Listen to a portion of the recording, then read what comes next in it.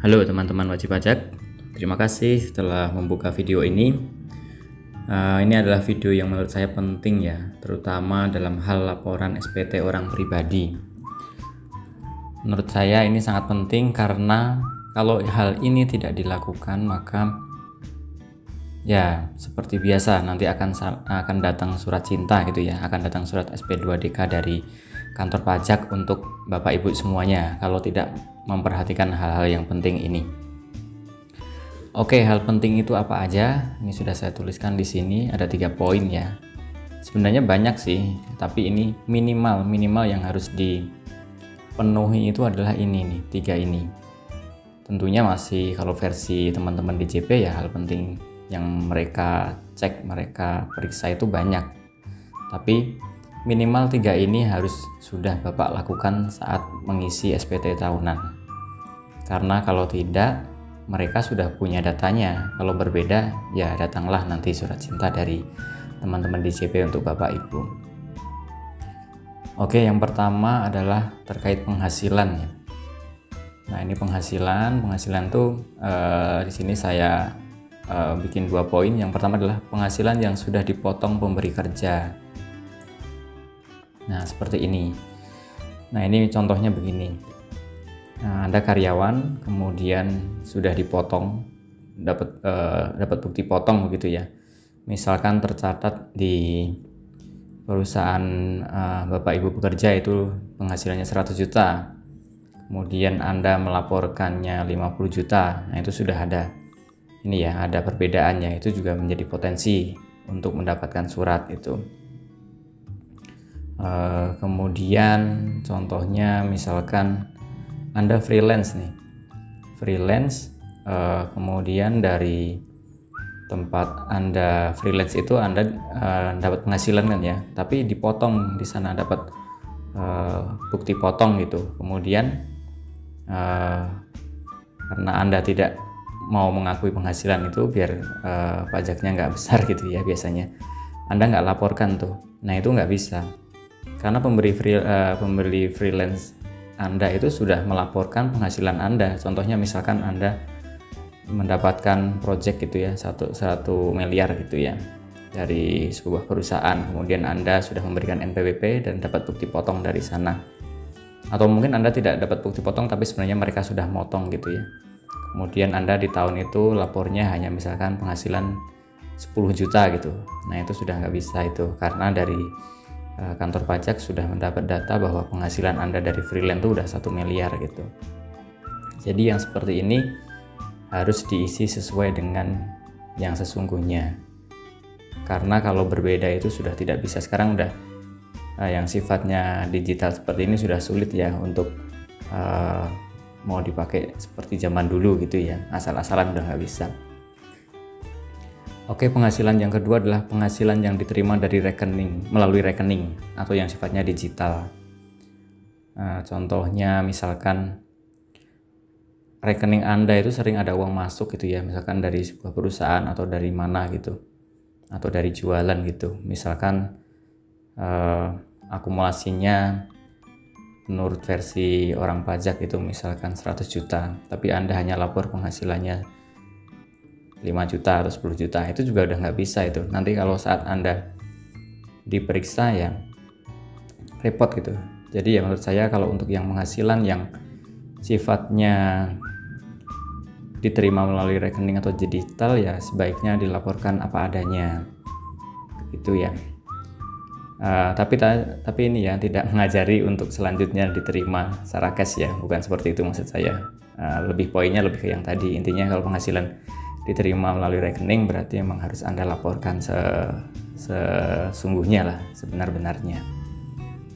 Itu terkait penghasilan. Yang kedua itu terkait harta. Nah, ini nih, kalau zaman dulu masih banyak ya yang melaporkan harta itu tidak sesuai dengan yang mereka miliki gitu ya. Jadi misalkan punya 10 rekening gitu, yang dilaporkan hanya 2 atau berapa gitu. Nah, sekarang sudah nggak bisa Bapak Ibu teman-teman semua ya. Jadi harta yang ada di rekening itu secara tidak langsung sudah dimiliki oleh kantor pajak gitu ya. Anda buka rekening, mau buka rekening zaman sekarang atau zaman dulu, di profil rekening Anda itu sudah ada NPWP Anda, yang artinya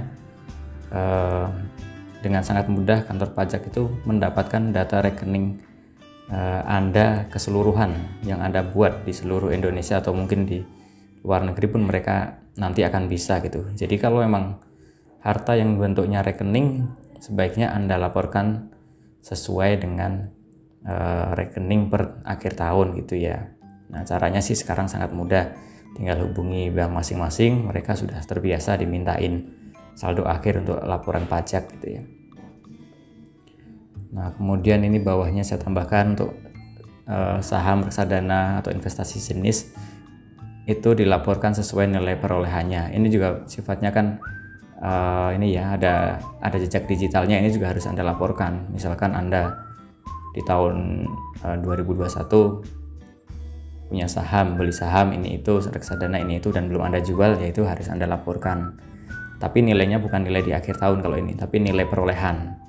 Misalkan Anda beli saham BRI gitu, waktu itu 10 juta belinya, akhir tahun jadi 12 juta. Nah, yang Anda laporkan tetap yang 10 juta nilai perolehannya.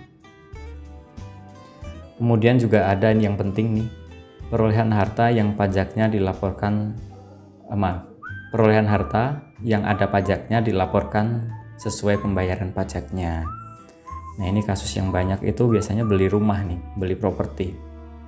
Biasanya beli properti itu ya ini bukan rahasia ya, diketahui bersama.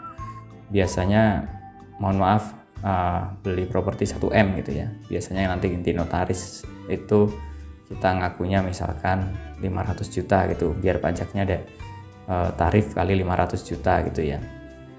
Nah, ini kalau Anda salah lapor gitu ya, misalkan Anda waktu itu bayar pajak saat beli properti tarif kali 500 juta gitu, tapi nanti di SPT Anda lapornya properti Anda 1M itu, ya sudah, itu udah sangat mudah dibaca ya oleh teman-teman DJP ya, teman-teman kantor pajak ya. Nah, ini juga potensial untuk dapat surat verifikasi, surat SP2DK gitu. Jadi ini kalau Anda beli properti, ya laporkan hartanya sesuai pajak yang Anda bayarkan waktu itu. Kalau yang lebih benarnya ya bayar pajaknya pun sesuai real transaksinya begitu ya. Oke, nah ini yang poin ketiga ini biasanya malah menjadi sorotan pertama ya. Ini saya contohkan terkait kenaikan harta Bapak Ibu. Contoh ini ya, tahun 2020 punya uang tunai 50 juta, tabungan 100 juta, rumah 500, mobil 300, totalnya 950. Kemudian memiliki hutang totalnya 500 gitu ya. Hartanya 950, hutangnya 500 gitu. Kemudian di tahun 2021 ini rinciannya, total hartanya itu 1280, 1M 280 juta gitu ya, hutangnya 350. Oke, nah ini ada kenaikan harta 330 juta. Kemudian kenaikan hutangnya 150 juta. Jadi secara hitungan kenaikan harta sebenarnya ada kenaikan harta 480. Jadi 330 di harta, 150 untuk bayar hutang gitu ya. Nah, ini contohnya ada kenaikan 480 juta. Tapi misalkan nih, laporan penghasilan Anda di SPT hanya 300. Nah, itu akan langsung kedeteksi bahwa Anda ada penghasilan yang belum dilapor 180 juta gitu. Jadi asumsinya hartanya naik 480 kok penghasilannya cuma 300. Nah, selisihnya dari mana gitu? Berarti kan itu mah udah langsung tunjuk hidung Anda belum lapor penghasilan minimal 180. Belum lagi kalau mereka memperhitungkan biaya hidup ya. Hidup. Misalkan biaya hidup Anda adalah 12 bulan kali 10 juta gitu ya. berarti 120. Nah, berarti Anda sebenarnya untuk kasus ini Anda punya penghasilan 300 juta yang belum dilaporkan. Nah, ini juga sangat potensial untuk mendapatkan surat dari kantor pajak. Nah, ini ya kalau yang seperti ini udah langsung diketok, ya Anda harus segera bayar pajaknya begitu. Jadi ya yang normal kalau untuk kenaikan harta ini modelnya begini ya. Misalkan ada kenaikan harta, Anda mencatatkan kenaikan hartanya 480 juta. Ya penghasilan Anda ya normalnya ya mungkin ya berapa ya, 550 gitu. Nah, seperti ini mungkin ya. Kalau seperti ini berarti kan Anda punya biaya hidup 70 juta gitu. Ya. Nah, itu saja yang dapat saya sharingkan ya, tapi itu adalah minimal yang harus Anda penuhi. Sebenarnya masih banyak lagi. Nanti Anda bisa tanyakan ke saya melalui komen di bawah. Silahkan Anda tanyakan, nanti boleh saya jawab. Kalau yang saya belum tahu jawabannya pasti akan saya carikan solusinya. Oke, terima kasih.